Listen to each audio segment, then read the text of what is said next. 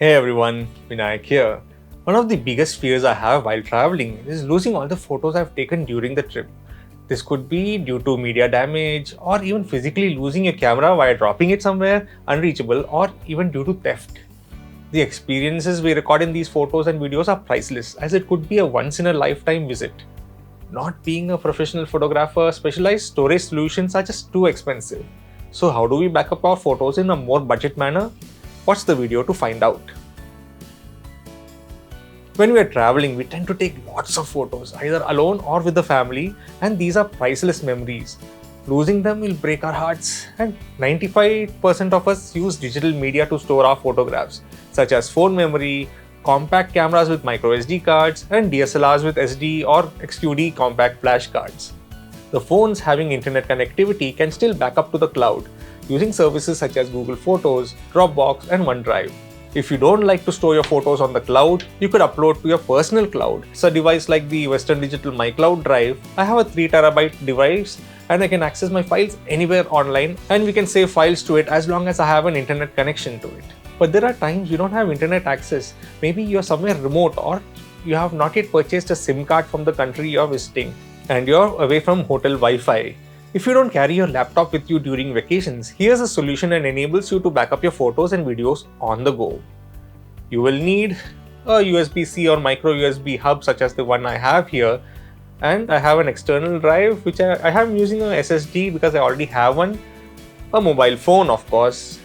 My Samsung phone uses a USB-C connector, so I used a USB-C hub with this. This is similar to a OTG cable, but what makes this better is that this has the necessary slots for memory cards, and if you do not have the necessary slot for the card, you can always use the USB port provided. Do note that the hub will use the power from your phone to power itself and also any device that you attach to it. So make sure that your phone has a full charge before you start copying.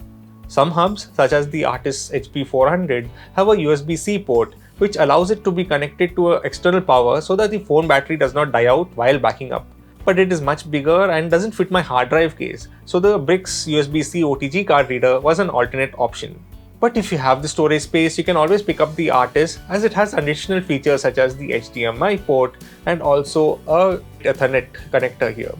This hub is useful for laptops which has only USB ports and works with a phone also as a hub, and you can use the HDMI port for Samsung DeX also.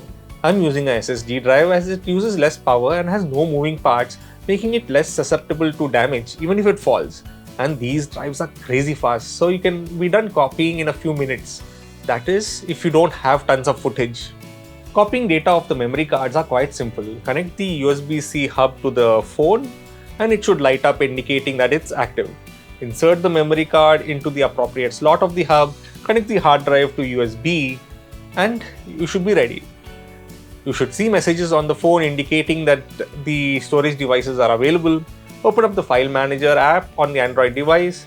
Your phone now acts as the mediator between the connected storage devices. You can now open up the drives and access all the files on them. You have the option to either move or copy the files between the drives. I generally move the files to the external drive, so I have an empty memory card, enabling me to take more photos. Another backup solution if you are using a DSLR is using the secondary slot on your camera. Not all DSLRs have one, but if you do, you are in luck. Copy all the photos of the main SD card onto the secondary card and store the secondary card in your hotel room or baggage, which allows for an offsite backup. Just make sure to eject from the camera and store safely, because keeping them in the same place defeats the purpose of the backup.